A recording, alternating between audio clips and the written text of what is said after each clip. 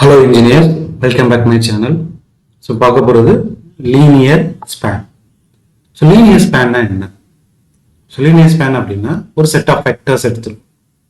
v1, v2, vk set of vectors எடுத்துரும்.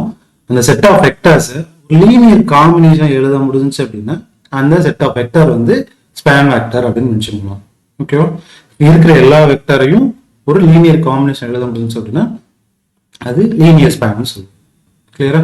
So the conditions என்னன்னா vector set குள்ள அந்த linear combination set. So L of S subset of V. Another things, so S என்ற set empty set இருந்துச்சுன்னா L of S உம் 0 வா இருக்கும். ஓகேவா? So S என்ற set empty set இருந்துச்சுன்னா L of S வந்து 0 வா இருக்கும்.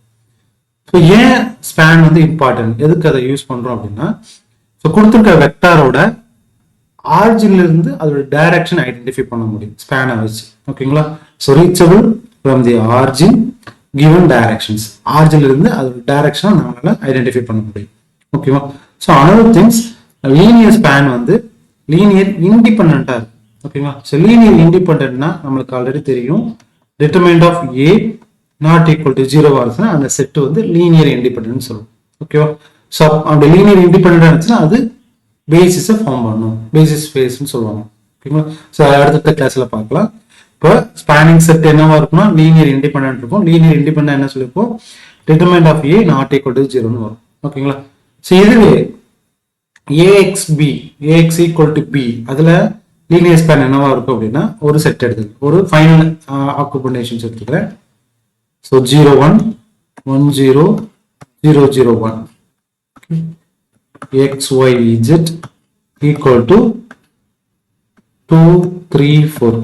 So this is AX is equal to B. So in the column space தான் span set னு சொல்லுவோம். Span. Okay. So இது நமக்கு என்ன சொல்ல வரும் அப்படின்னா சொல்யூஷன் டைரக்டா நமக்கு கிடைக்கும். இப்போ இந்த காலம் ஸ்பேஸ்ல இருந்து சொல்யூஷன் என்ன வந்துரும் x is equal to 2 னு வரும், y is equal to 3 னு கிடைச்சிரும், z is equal to 4 னு கிடைக்கும். So AX equal to B ல span set எடுத்துட்டோம் அப்படின்னா அதுல நமக்கு சொல்யூஷன் நமக்கு கிடைக்கும். ஓகேங்களா? இதுதான் ஸ்பேன் செட்டோட இம்பார்ட்டன்ட். ஸ்பேன் செட் வந்து ஆரிஜின்ல இருந்து வரும், லீனியர் இண்டிபெண்டண்டா இருக்கும். அதுக்கு நம்மளுக்கு ஈஸியா சொல்யூஷன் செட் நம்மளால எடுக்க முடியும். கிளியரா? சோ இதுல ஒரு எக்ஸாம்பிள் பார்க்கலாம். சோ क्वेश्चंस பாருங்க. So u vector, v vector, w vector கொடுத்துறாங்க. இது ஸ்பேன் ஆஃப் த வெக்டாரா அப்படின்னு நம்ம செக் பண்ணலாம். கிளியரா? சோ ஃபர்ஸ்ட் நான் u வெக்டார் எடுத்துக்கிறேன். u equal to 1 1 2. Next v vector 1 0 1. Next W vector 2 1 3. So மூணு வெக்டர் கொடுத்திருக்கான். ஸ்பேன் வெக்டர் கண்டுபிடிக்கும். இப்போ டெஃபினிஷன் படி ஸ்பேன் வெக்டர் கண்டுபிடிக்க இது லீனியர் இண்டிபெண்டன்ட்டா டிபெண்டன்ட்டா செக் பண்ணிட்டாலே நமக்கு ஸ்பேன் வெக்டரா என்னன்றது தெரிஞ்சிடும். ஓகேவா? சோ அதை செக் பண்றதுக்கு given வெக்டரை காலம் ஸ்பேஸா எடுத்துக்கிறேன். 1 1 2 1 0 1 2 1 3. இப்போ இதை டிட்டர்மினன்ட் எடுக்கணும். Determinant of A. So determinant எடுக்கிற ரூல் தெரியும். So first element எடுப்பீங்க, corresponding row corresponding column remove பண்ணிட்டோம்னா remaining இருக்கிற 2x2 matrix. Okay.